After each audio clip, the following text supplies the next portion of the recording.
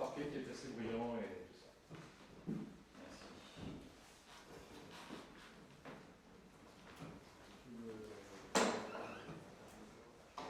C'est OK pour tout le monde? Presque. OK. 15 secondes, une question.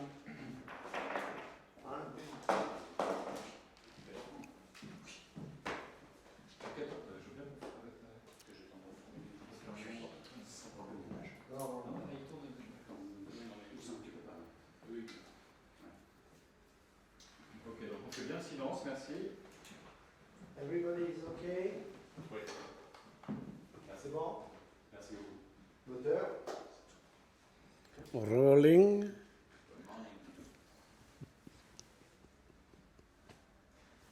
Well, Ron Geesin, who are you? I'm still trying to find out who I am.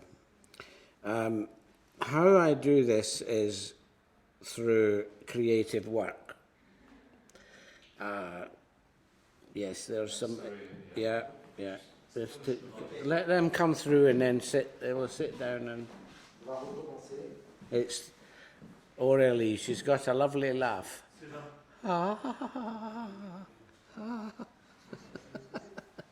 Aurélie, where are you? Come sit. Come sit down. Alors, moteur. On fait le silence, s'il vous plaît.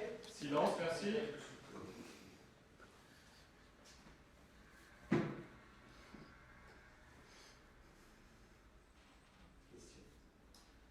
Ron Geesin, hello. Hello to you. Who am I? Well, my real object in life is to find out who I am. And how I have done this is to make work, to make compositions, to play with the society, to, in a sense of juggle with the society, have fun, but with a serious purpose of exploration. Now, Varese, who is part of the baccalaureate program, he said a very good thing, Edgar Varese. He said, "None of my compositions are experiments. They are all complete. They may be advanced, but they are complete." And he also said, the other great thing he said, was that artists are never ahead of their time, but most people are far behind theirs. And this I have taken and carried with me for many years. Now, how I started out was I exploded from middle-class Lanarkshire in Scotland. Now, Lanarkshire is the middle of Scotland. So it was the steel and coal industry part of Scotland. And there were many middle-class people who wanted to be a bit better than middle class. And my father was getting into that, and I was definitely against. There was something about that material world that did not work with me. So I became more and more unmanageable at home. So by age 15, age 16, I was painting and following the surrealists and the Dadaists. And the surrealists and the Dadaists come from around here. They come from this country, from France, and some from Belgium. It seems to have erupted from Belgium and France. So I taught myself banjo because I love black jazz. A very important eruption, black jazz. And then by age 16, I taught myself, starting to teach myself the piano. And only 3 fingers on each hand. And I was playing the blues, play the blues, man, with 3 fingers each hand. And then gradually a 4th finger would come out, and I'd play with 4 fingers each hand, and then 5. But this hand actually never made it to 5. This hand still, now at age what am I, 68, this doesn't work very well, this one. Doesn't matter. It's not what you've, what is it? It's not how much of you've got, it's how you use it. A good example in piano, in jazz piano world, a good example was Count Basie, who ran his big band, because he just put the odd in, whereas other people are going. Count Basie, very good. Study how to leave things out, not to put too much in. Anyway, I joined a jazz band when I was 17. A band that was touring Scotland. They were from southern England, and I joined them. And my father, he just said, "You can't do that. you can't join." I said, "I'm going," and that's it. And so off I went. And so I was professional on the road at 17 and a half, playing piano. And I'd only been playing it about a year, teaching myself. But with passion, enthusiasm, you can make work, you make things happen. So I just went on my way. I stayed 4 years with that band. We toured Denmark, Germany, and a little bit of America. In America, the rest of the band, when we went to New York, they wanted to go up the Empire State Building. All I wanted to do was walk up Harlem High Street, with which is a black community in New York. That was marvelous.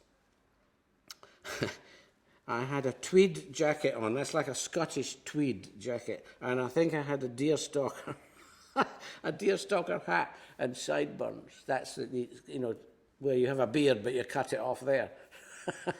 And that was great fun. So, but I knew that I couldn't last in that band. I needed to get out of that. And so I started doing solo things. I started knowing the jazz clubs that I played in. I then said, could I do the interval? Could I play for the half-hour interval? So I had banjo, piano, cymbals, any kind of percussion, voice, fire engine, police, come. It's all right. Let them go. Yeah.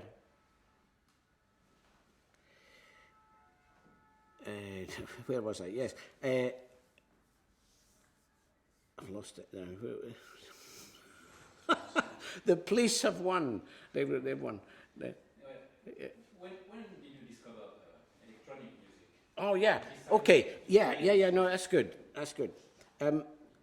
When, towards the end in the band, playing in this jazz band, the original Downtown Syncopators, very vintage music,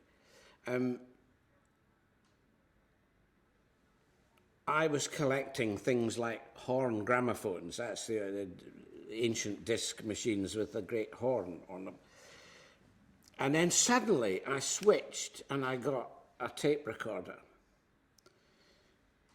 it was quite sudden. I think what happens with a lot of human beings is that you have things boil up inside, but they don't appear. And then suddenly they go, poof, like that. And this happened with me. So tape recorders I got. No, I had one. And then I started thinking, well, I could make a lot of good stuff with one tape recorder. And got very, very hot, if you want, dexterous with the razor blade and the tape. So I could start editing. And I started making pieces on tape. Now, there's a direct relationship there to when I was doing surrealist painting is crossing over to tape, and what I was doing was painting with sound using tape. And I didn't need anyone else. I didn't need a string quartet, a wind quintet, an orchestra. You don't need that. You can work on your own with tape. And that took off very fast.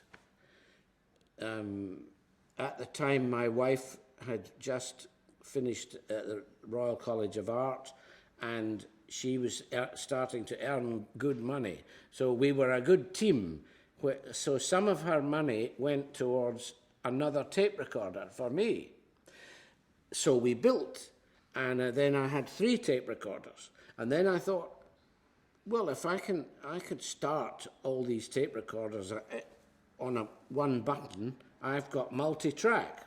I don't need an expensive multi-track machine, which then would have been 1 inch, what's that in mil, whatever that is, 25 mil.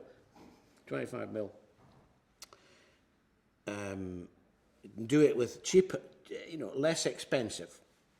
And I just made things. I made a piece. The first piece I ever made was with cardboard tubes,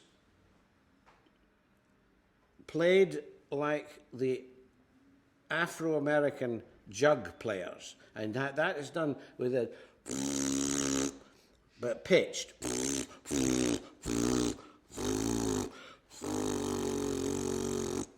Like a tuba, and so I made this piece with harmony with cardboard tubes, and a voice over the top, a strange voice that said, with a poem, a strange poem.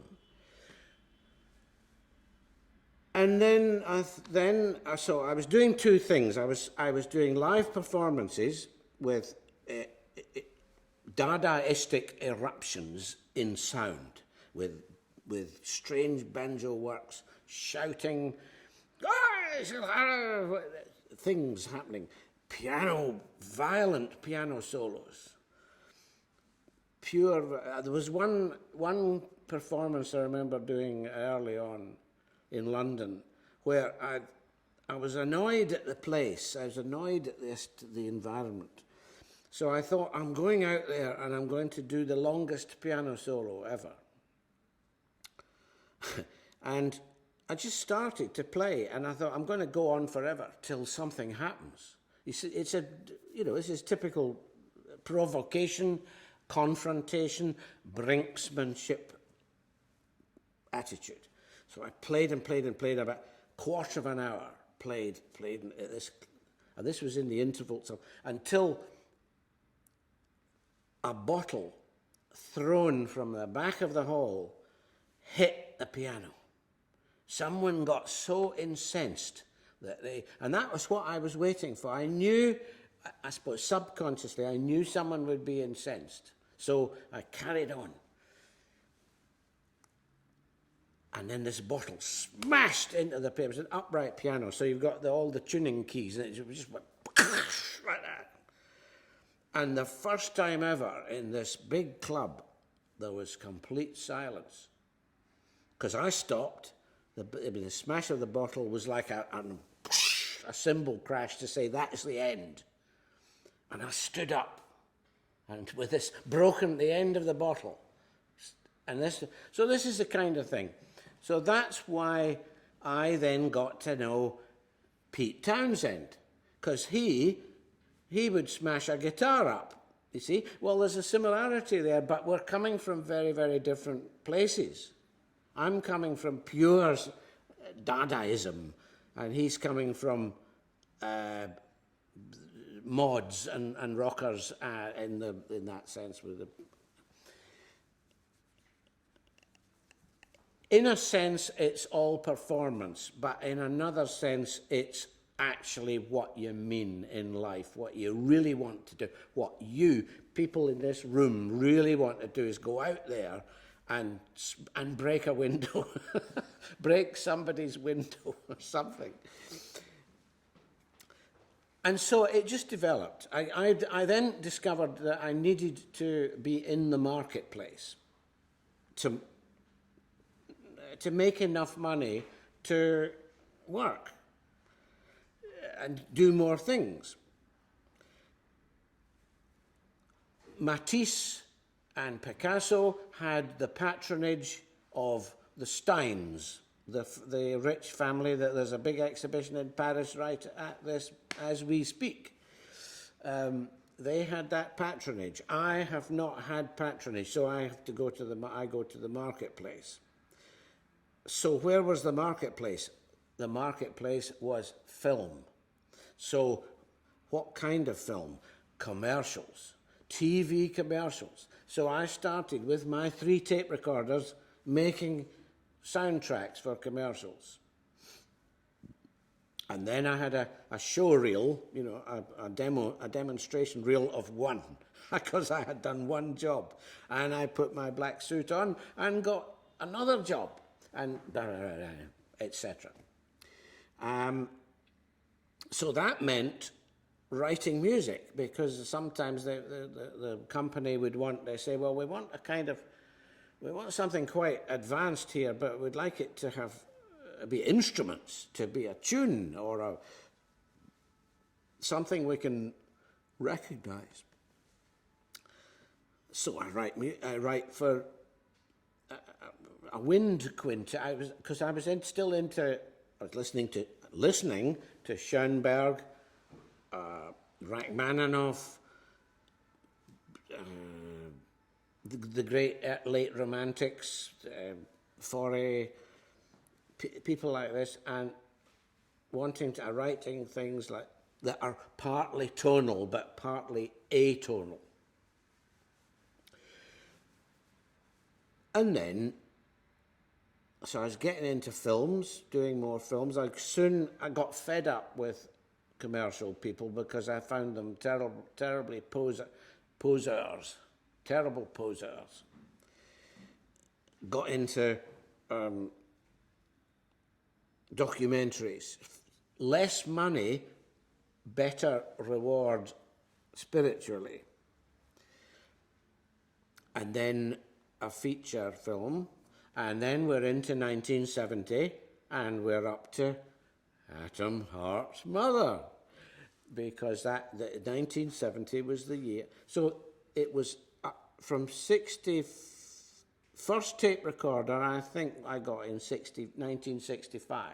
So in 5 years, I was making work for the media and writing music.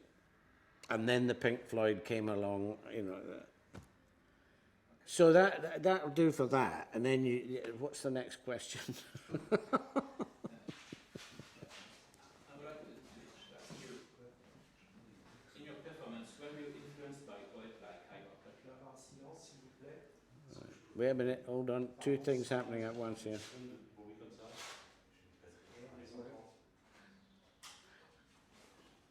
Was all of that too long? Do you want me to condense it more?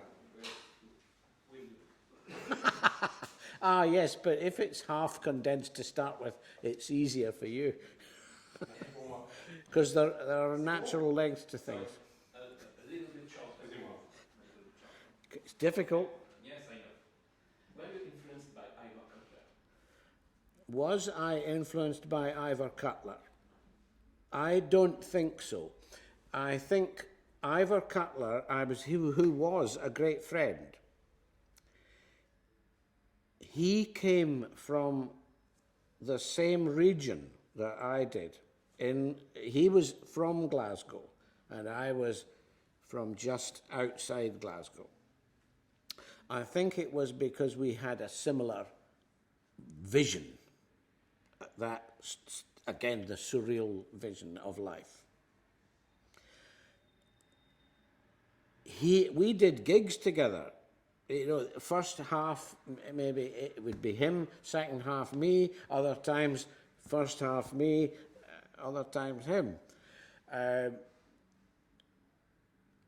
And he said, what did he say about me?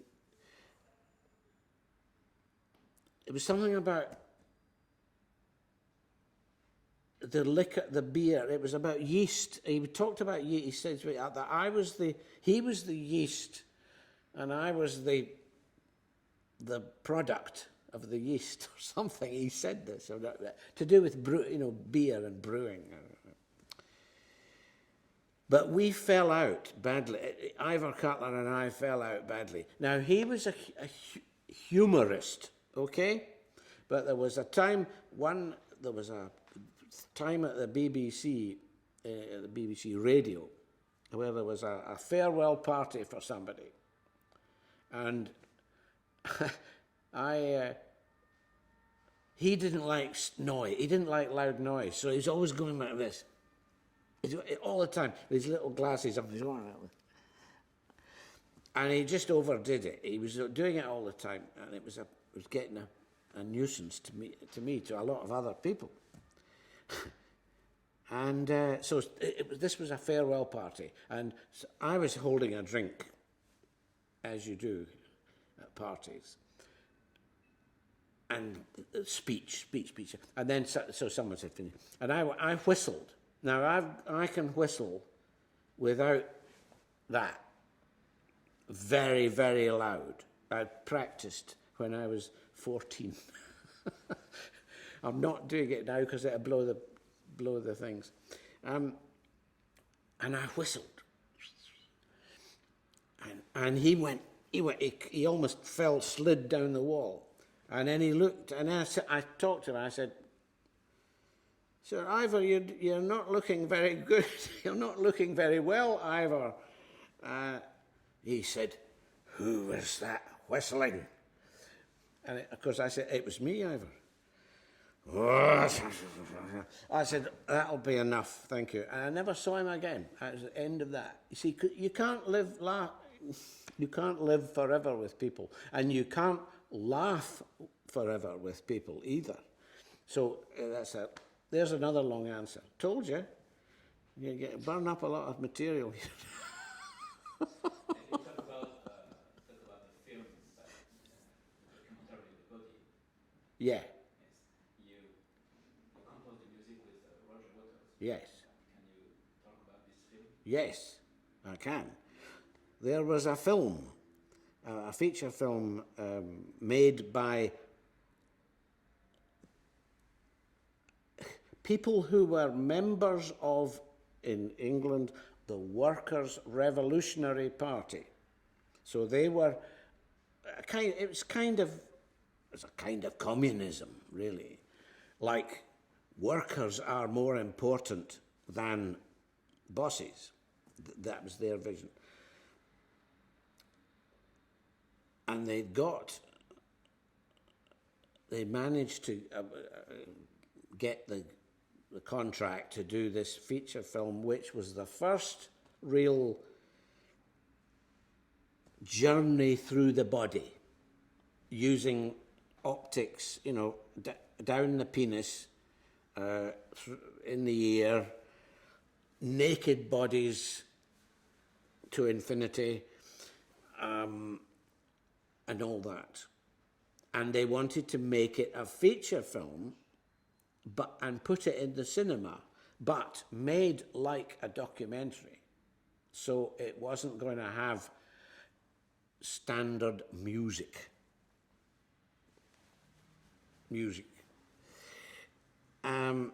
So they went to John Peel, the English, quite well-known DJ in England. They went to John Peel and they said, who's a bit, coming adventurous in sound and music? And he said, I have no hesitation. Ron Geesin is the man. So they came to me and they said, we got this film to do. And they then said, do you do songs? And I said, no, I don't do songs. I can do words with sound, but I don't do songs. But I know a man who does. And the man I knew was Roger Waters, because we had already become friends through Nick Mason, wives, all friends. I played golf with Roger, not sometimes. So I said, Roger Waters. That was it. Then we did the he made the songs in his little studio in Islington, which is sort of North London, and I made all the other material in my studio in Ladbroke Grove, or not the area of Notting Hill. We worked separately.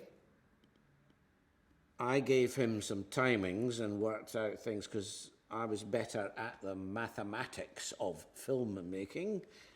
I calculate down to a tenth of a second and stuff. And we made that. So that, but the film was a partial failure because the big cigar-smoking money men in America said, you can't do this with just a documentary. We'll need to have some voice. We'll need to have some other character in this film, you see. So that immediately, that blew it, because what they were, so then they had to get poems and literature, the very thing that the Workers' Revolutionary Party was against. See? In fact, here's a funny thing. I wrote for the front titles sequence, I wrote a cello and violin duet. And that was thrown on the cutting room floor because they said it made the medics look more grand. And so that they were so inverted, these people, they couldn't see passion if it's staring them in the face. That's how that, and then, so that was in March of 1970, and then by May, the Floyd had come to me about Atom Heart Mother. What can we do with this piece that we don't know how to, we've got this, but we don't know how to do this. In other words, they had half a piece. They had the lower half of a piece, if you're looking at it in manuscript paper. And do you want to hear about this? Do you want to hear about that bit, the building of the... yeah? So... Yeah, because the fact is that Roger and I did the body film music, and then we did. I did all Atom Heart Mother, that stuff, and then we went back. Right after that, we went and made music from the body. For EMI to make the album. And we changed things. He redid he made all his things new because what he had done was very rough, but okay for the film. So he went and remade everything. He was never a great picture of the voice. He'd had trouble with wonderful word structures and timing. Roger's greatest thing was a sense of timing, the sense of now. We do it now. Yeah. And he knew when to do things. Yeah, so Atom Heart Mother. So they brought this 23-minute tape, which was, I call a backing track. You call it an accompaniment. All the rhythm, all the chords, all put together, edited in EMI. They'd made sections, and the sections didn't really match. They didn't. When you did that to one section, the rhythm was a bit. You'd be going da da da da da da da da, but that was permanent. So that's a problem. That was always you listen to the original recording, you hear there's a sort of a build up, and then it goes, and the meter, the pulse, goes down when it should actually be the same or maybe slightly more. This is the reality of building anything. And we discussed, I mean, how much detail do you want much detail on this? Because you've written most of that stuff. No, but in 2008, you decided to write new parts for Atom Heart Mother. Okay.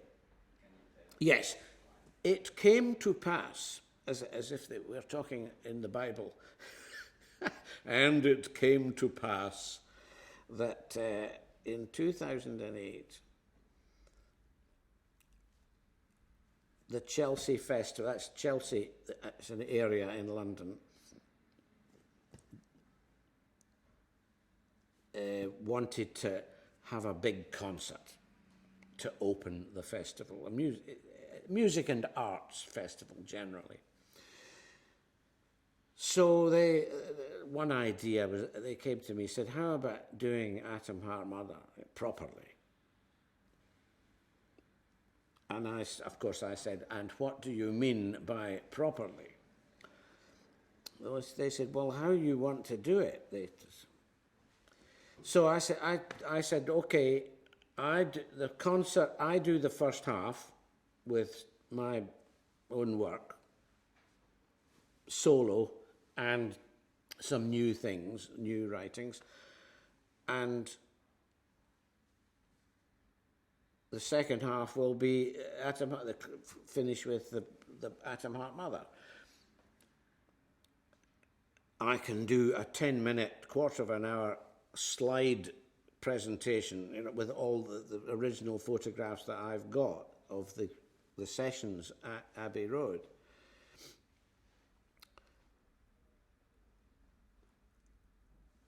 And I think I should actually reinstate the form that I thought in the first place, because there were two things. There were mistakes in the original recordings. There's one or two notes in the brass that are the wrong notes. I didn't see them when I did the transcription. I missed that. I was just tired, and I said, oh, that'll do. So I had a few corrections there, and then there was this major problem in 1970 where Nick, when we come up to what we call the funky section, where the choir does the phonetics, all that.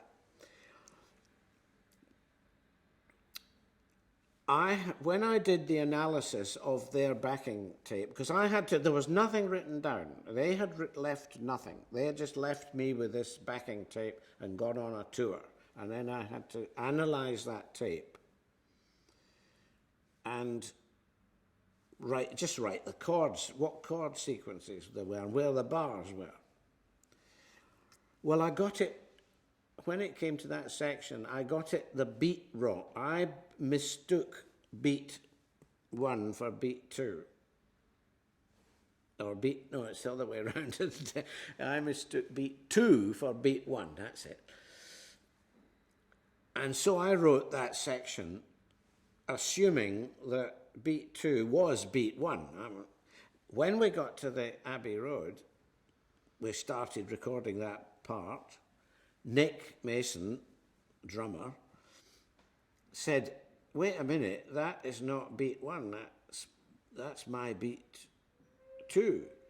I said, yes, okay, but that's where I've written it, and we can just keep that there, and then when we come out the other end, there's a 3/4 bar, and we're back in, and everything's right. Why can't we do? No, he said, we've got to move it. Now that was a complete misinterpretation, because he should have respected the fact that I knew that it would come out right at the end. But he insisted that this had to be moved, so that the original recording is wrong.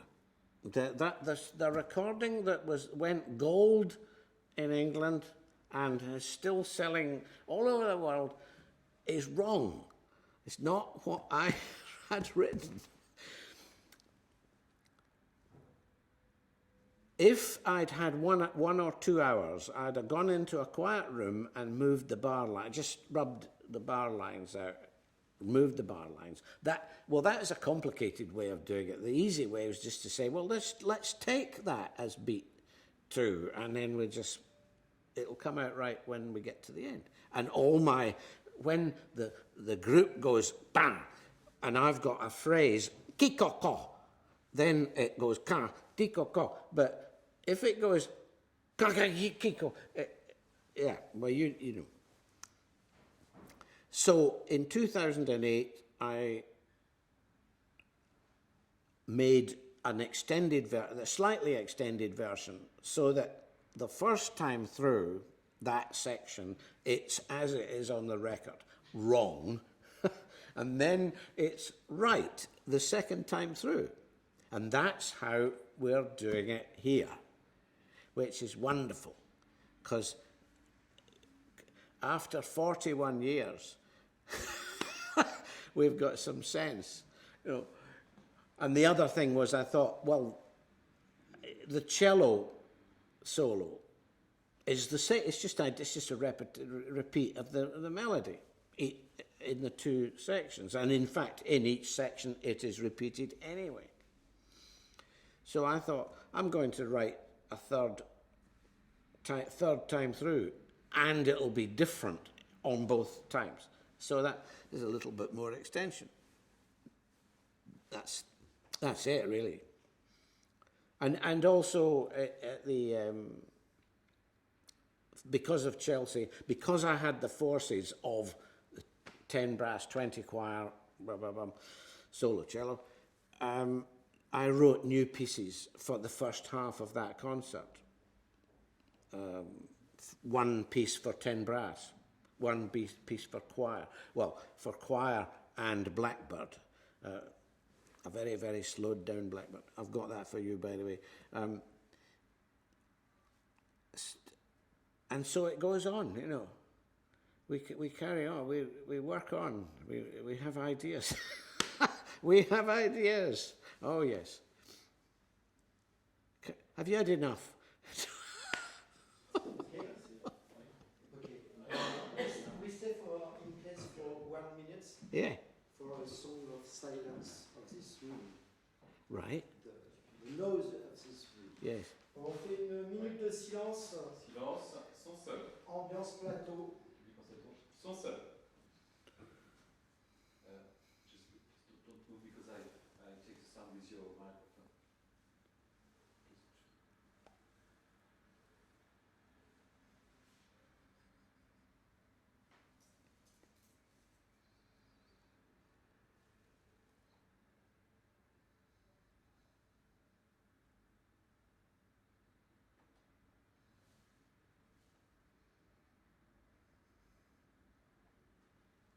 Thank you. It's very beautiful music, no?